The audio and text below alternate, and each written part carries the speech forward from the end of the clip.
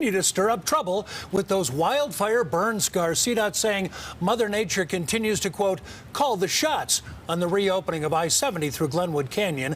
It remains closed tonight. Today's was the heaviest rain there since the storms that triggered the massive slides that basically blew up the highway a few weeks ago. CBS 4's Alan Janae with more tonight. Alan, a really rough summer for people in the Glenwood area. And a lot to deal with, Jim. CDOT tells me tonight there have not so far today been serious material flows out onto the highway, but that every rain band that comes through provides a new threat. Now, as far as the process of reopening, they tell me their experts will have to have an eyes-on look at the roadway and the slopes before they determine whether it's safe enough. Traffic cameras won't do that. Now, all of this goes on, Glenwood Springs still deals with being unplugged from a major travel artery, and a lot of folks are feeling it.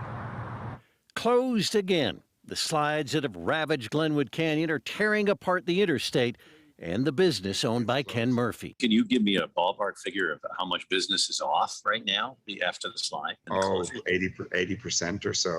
His Glenwood Adventure Outdoors does rafting, biking, dry land activities on the opposite side of the canyon at Bear Ranch, and manages the reservation system and staffs Hanging Lake. He calls it a triple whammy. It's as if you couldn't write a worse script on this in this sense.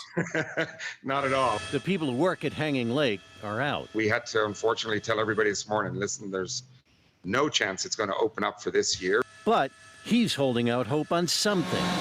Over the weekend, Murphy and other business leaders pulled together to clear the Colorado River of debris and reopen it for rafting. The river has changed, but he points out that rafting's the best way to see what's happened. You can look up the canyon walls. I mean, it's hard to do that at 55, 60 miles an hour through the canyon in your car. He actually says CDOT and local government have been quick to help. And they need to be commended on that. Now, to get them to return. I've got to make lemonade out of lemons here. And in fact, I thought our season was done, and yet it's back up and running.